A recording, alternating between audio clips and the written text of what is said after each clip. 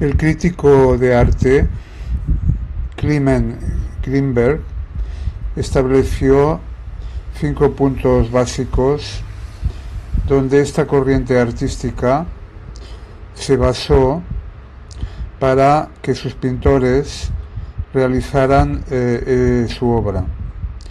Estos 5 puntos eran: en primer lugar, el pintor debe arriesgarse, el arte debe ser explorado.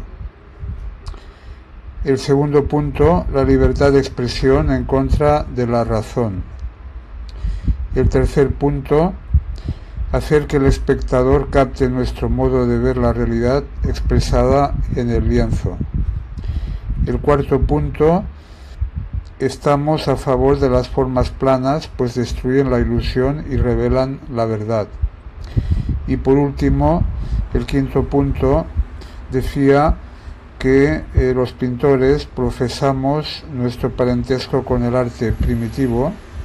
Una obra original es única, un talismán, un tótem. Decir que todo arte es bueno por tener oficio es academicismo. Vemos que estos 5 requisitos que he comentado, el arte hecho en Europa, el formalismo, no lo tenía, porque de hecho, por ejemplo, si vemos esta pintura de Tapies, vemos que aquí la textura es la connotación más importante. Esa textura ya desnivela un poco el aspecto que los artistas norteamericanos tenían sobre la pintura plana. Por lo tanto, ya era un componente muy diferente. Habían esto también un cuadro de Tapies, y ya ves que también es un pintor español que utiliza telas, pega tierra y cuerdas en sus pinturas.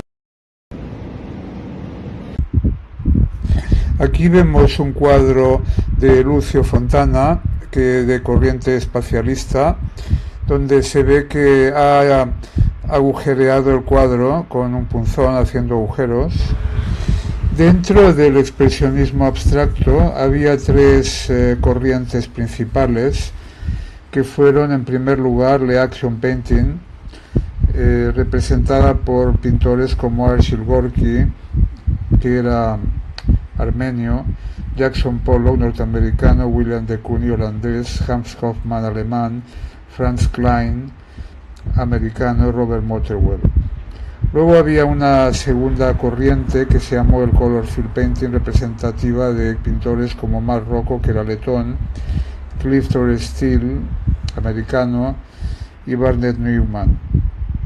Y por último, había una tercera corriente cuya temática, por contradicción, era más bien de tipo impresionista, representado por pintores como Morris Louis, que murió muy joven, y Helen Frankenthaler, que era la esposa de Robert Motherwell.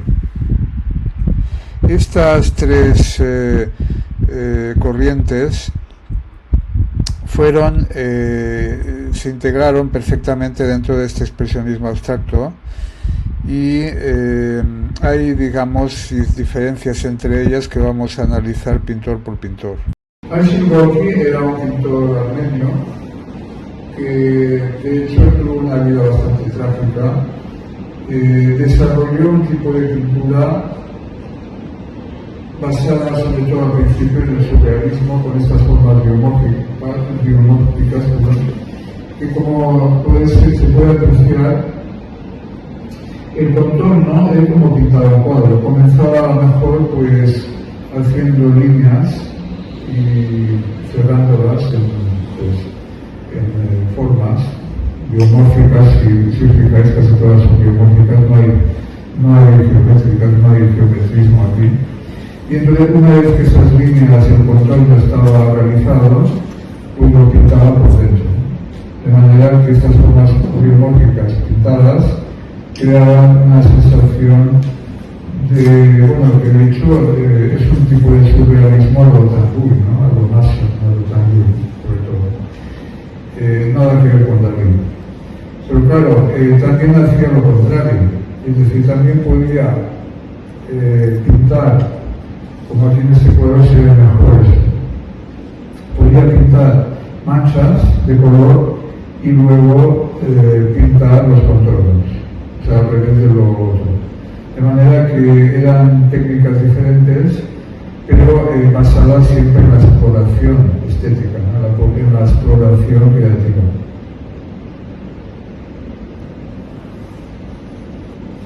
Este cuadro es muy curioso porque Garden in Sochi es un cuadro que de hecho parece una obra completamente calcada de la obra de Miró, que es Still Life with Oceans. Claro, si nos fijamos bastante bien, casi que las formas creadas por Gorky están prácticamente calcadas de Juan Miró. Esto quería decir bastante sobre la influencia que tuvo el surrealismo en estos pintores.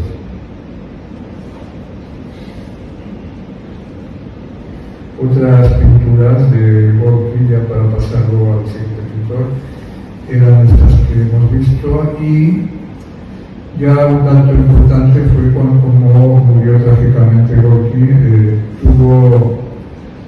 Tenía cáncer, de hecho tenía cáncer, y su estudio se le quemó, perdiendo 27 obras que fueron una pena que perdiera porque seguramente son las mejores que hizo en su vida. Entonces este detalle de haberse quemado su estudio, supongo que le afectó tanto el cáncer que tenía, un accidente de coche que tuvo, que perdió un brazo, el brazo le quedó imposibilitado para pintar. Todos estos detalles hicieron que decidiera suicidarse. Pero de hecho no fue el único.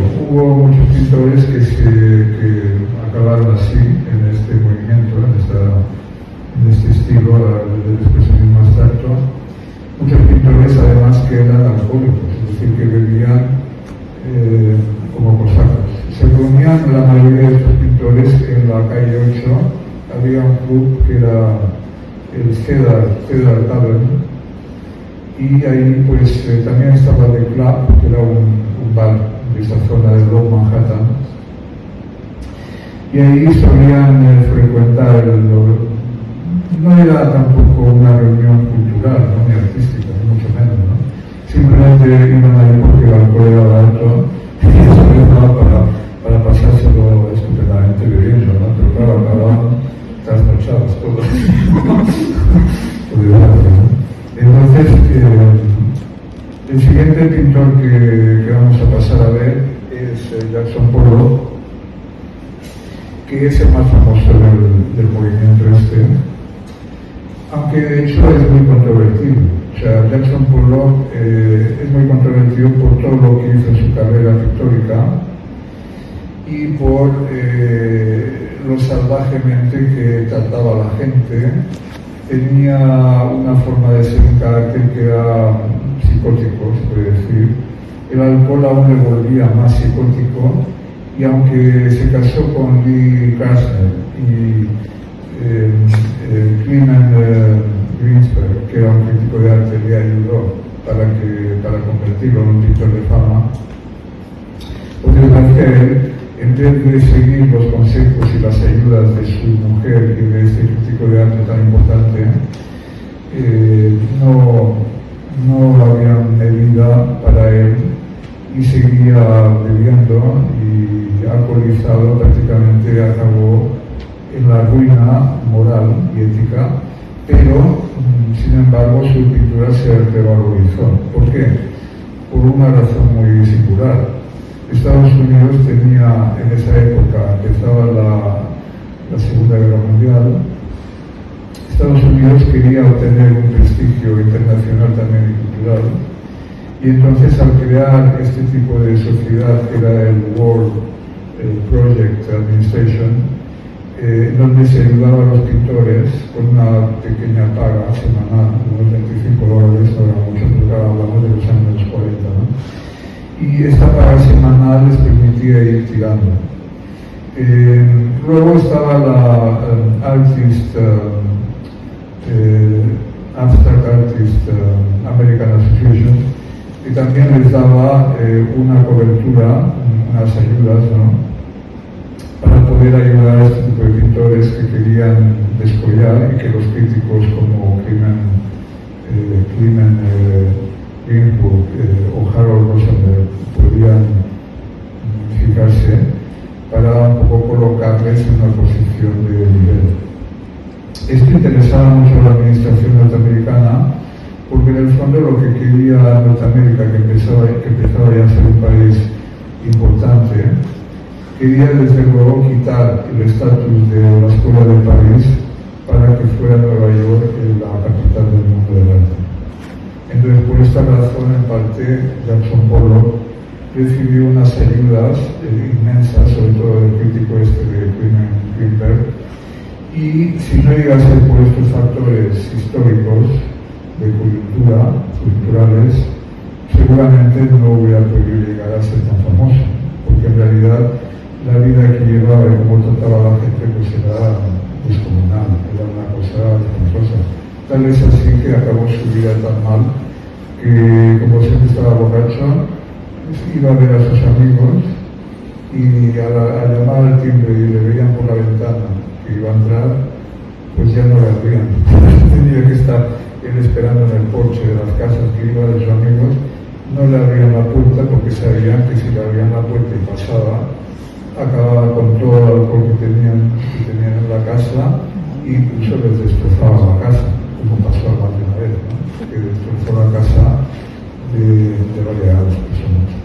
Pasamos, bueno, esta es dicen algunos críticos, yo no sé si estoy muy de acuerdo o qué, pero dicen algunos críticos que Jackson Pollock, de hecho, la forma de pintar de los indios navajo, utilizaban tierras de colores, ¿no?, y pintaban en el suelo, que esto quizá de influenció, pero yo particularmente no estoy muy de acuerdo con eso, ¿no? Pero bueno, es una cosa que muchos sugieren. En este cuadro que vemos aquí es el mural que hizo encargado por Peggy Guggenheim para su casa. Es verdad que cuando conoció a Peggy Guggenheim, Jackson Pollock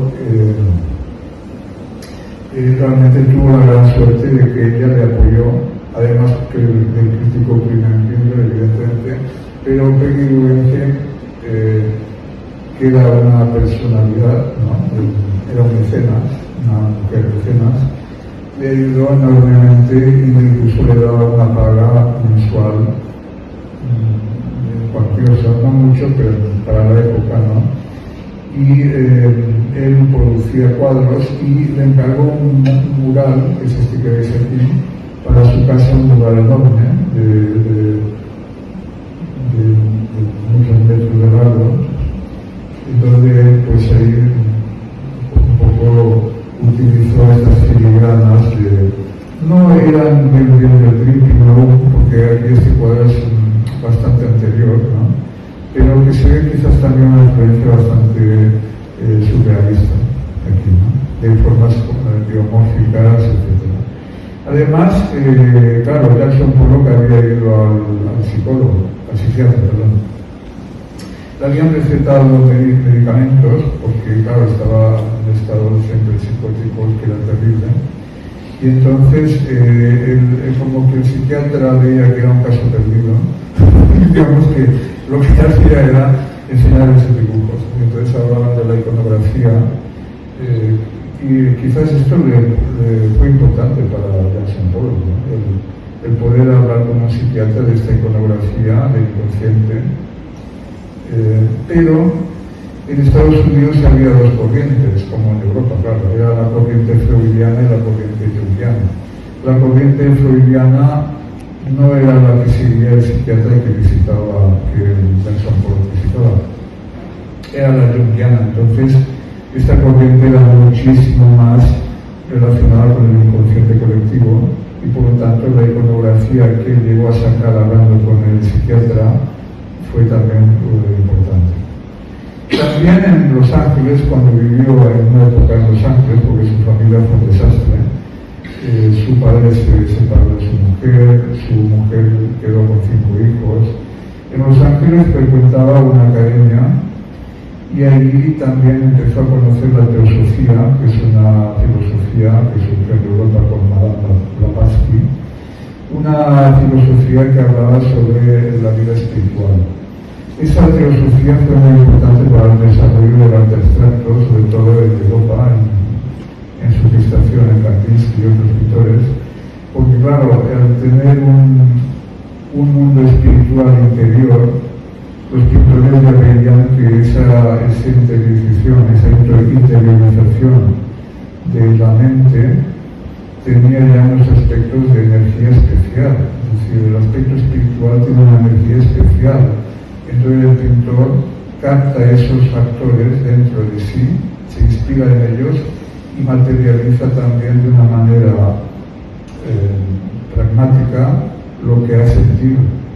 Y si lo consigue expresar bien, evidentemente consigue el talismán o la fuerza, ¿no?, de esa energía concentrada en una obra de arte. Aquí vemos una fotografía como utilizaba Triplin,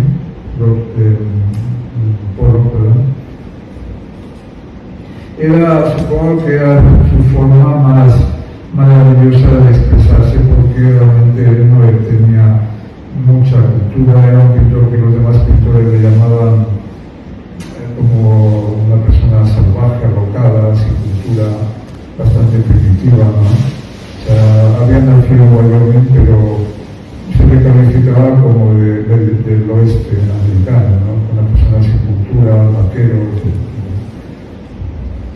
Otros dicen que, yo tampoco estoy de acuerdo con eso, pero bueno, otros dicen que se inspiró mucho en los murales de Orozco de Siqueiros, de Rivera, ¿no?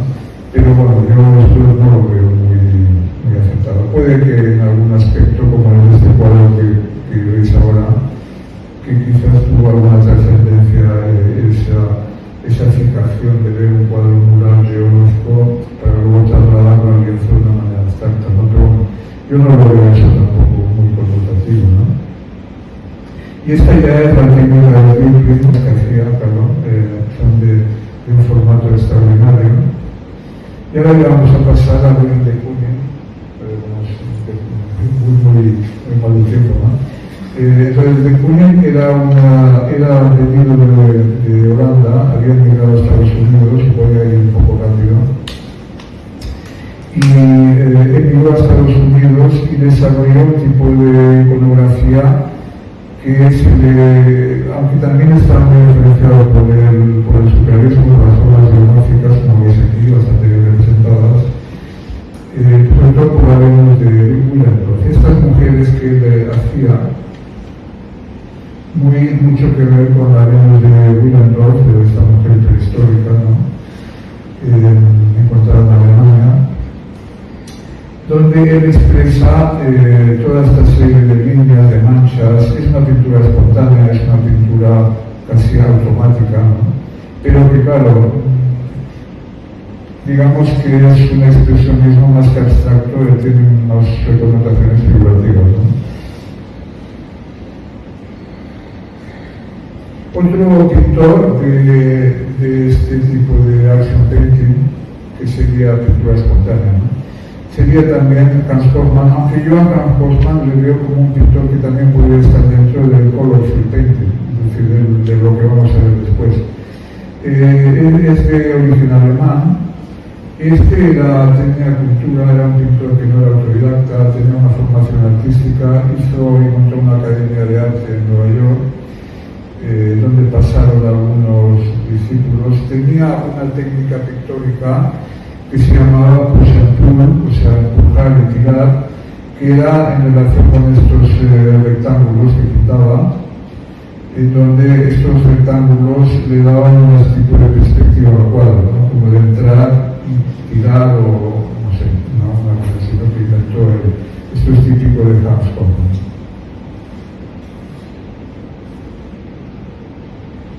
Quizás sea un pintor bastante normalito para lo que a nosotros, ¿no? O sea, que era un pintor bastante serio, que no se llevaba muy bien con Jackson Pollock, desde luego, que era todo lo contrario. Ahora pasamos a Franz Klein. Franz Klein era un pintor nacido en Pensilvania, americano. Guardaba por lo tanto una relación con los pintores genuinos americanos, a diferencia de los europeos, que tenían fama de ser un poco más elitistas. Y Franz Klein pertenecía también a Action Painting, un movimiento parecido al de Jackson Pollock, espontáneo, donde su iconografía parecía como de caligrafía china, pero él lo negaba, y tiene quizás más relación con imágenes inspiradas en puentes, acueductos y construcciones de ingeniería. Robert Waterwell era uno de los pintores líder del grupo de Action Painting. Él era de familia bastante pudiente, por lo tanto tenía estudios de derecho, luego se quiso dedicar a la pintura. Él fue el que presentó además a Jackson Pollock a los demás en el Cedar Club, que era una taberna que ya he comentado, donde se reunían en cenáculo para hablar de arte, pero sobre todo para beber.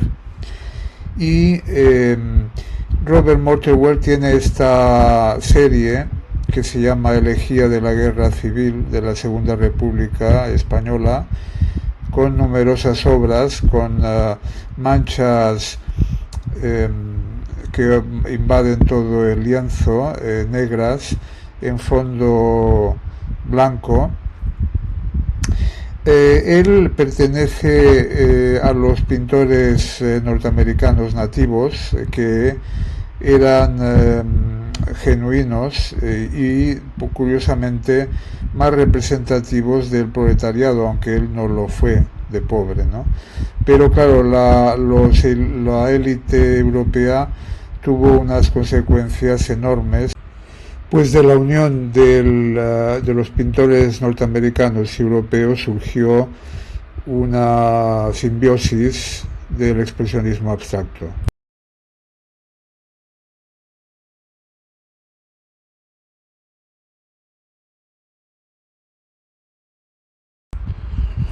Pasando a la segunda corriente del expresionismo abstracto, el campo de color, color field painting, tenemos a Marc Rocco, un pintor que era letón, uno de mis pintores favoritos, utilizando el lienzo, aunque empezó pintando también surrealismo, utilizaba el lienzo al final en una serie de cuadros que pintaba rectángulos muy grandes, generalmente 2 o 3, que representaban el de arriba la vida espiritual, el del centro la vida social, no física, y el tercero, el de abajo, ya la vida más relacionada con el inconsciente.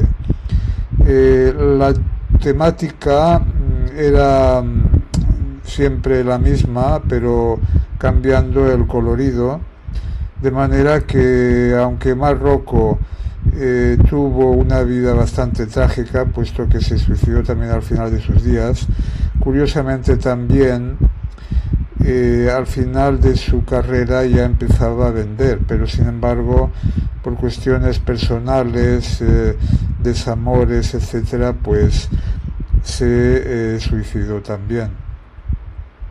Sus pinturas en algún caso también dicen de la influencia de David Friedrich, este pintor alemán que pintaba paisajes muy etéreos, y sin duda alguna su cromatismo era muy interesante, puesto que los rectángulos eran todos monócromos, con fondos también monócromos de otras tonalidades, y esta tonalidad suave también era muy característica de él. Lo que podemos decir de Marc Rocco viendo sus cuadros era que desprendía una espiritualidad notable. Sus cuadros tienen una energía muy pura, interior, básicamente. El siguiente pintor fue Clifton Steele, un pintor que fue profesor de Bellas Artes. Tuvo muy poco éxito, puesto que no vendió ningún cuadro en toda su vida. La mayoría de su obra se ha quedado como legado en el Albright Knox Gallery en Buffalo, en el estado de Nueva York. Digamos que él utilizaba una temática de como si fueran paredes desconchadas, paredes donde la pintura hubiera caído. Era una temática también de 2 o 3 tonalidades diferentes, y básicamente Clifton Steele no reunió tampoco unas condiciones de ser, para mi gusto, un pintor quizás uno de los que más descollaron.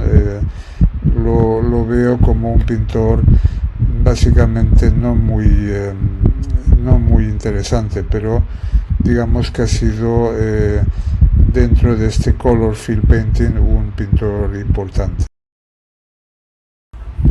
Barnett Newman era un pintor neoyorquino que pintaba grandes superficies de color vermellón, superficies rojizas divididas siempre por pequeñas líneas muy sutiles, como si fueran celosías, 2, 3 líneas en cada cuadro.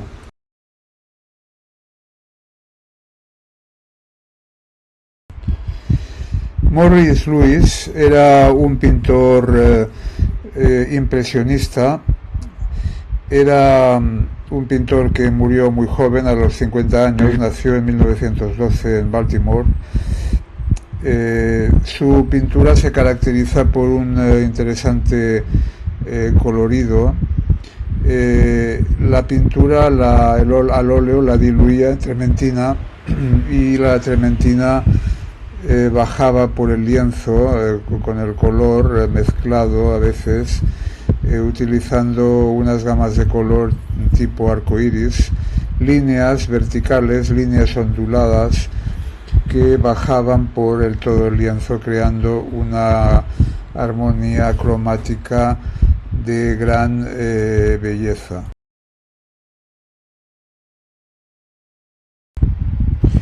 Helen Frankenthaler era la pintora que estaba casada con Motherwell. Ella tenía también este tipo de pintura impresionista. Era de muy buena familia y una de las pocas mujeres representativas de este movimiento. Y aquí acabamos la exposición de estos pintores del expresionismo abstracto neoyorquino. Otros pintores de la Escuela de Nueva York fueron, en esta lista que veis, John Chamberlain era escultor, hacía esculturas que le vi en una exposición en Los Ángeles en 1986 cuando fui, que tenía una exposición en el Museo de Arte Moderno de coches que habían tenido accidentes, este tipo de chatarra, de coches que hacen balas de chatarra. Tenía una escultura de este tipo. Joseph Cornell, que utilizaba cajas para poner dentro figuras y cositas. Había otro pintor, Philip Guston, que pintaba cosas curiosas, como empezó pintando el Ku Klux Klan, ¿no? con personas con estos cucuruchos. Edward Hooper, que era un pintor figurativo, con escenas neoyorquinas donde se expresa la soledad en lugares públicos. Jasper Johns era un pintor que utilizó la iconografía americana, ¿no? publicitaria, de la bandera americana, números, etcétera. Y luego, por último, Robert Rauschenberg, también muy conocido por sus tipos de collage que utilizaba. George Chagall era un escultor que pintaba modelos en yeso, personas, etc. Hemos visto cómo se desarrolló esta escuela de Nueva York con el expresionismo abstracto. Hay que decir que en aquella época en el mundo había unos 2000 coleccionistas aproximadamente. De estos 2000 coleccionistas, solamente había 300 que compraron obra de estos pintores, y en los Estados Unidos en concreto solo 90. Por lo tanto, quiere decir que la obra que realizaron todos estos pintores abstractos, expresionistas, la verdad es que el resultado fue desastroso en cuanto a ventas, puesto que la gente en realidad no compraba obra de ellos, sino que compraba obra más bien de tipo conservador. Sin embargo, después ya de esta escuela de Nueva York, en el expresionismo abstracto, vino una segunda ola de pintores que desarrollaron una corriente llamada el pop art. Estos pintores del pop art, la máxima personalidad fue Andy Warhol, luego vino Roy Lichtenstein, y luego James Rosenquist, un pintor que pude saludar y conocer personalmente en Chicago en una exposición.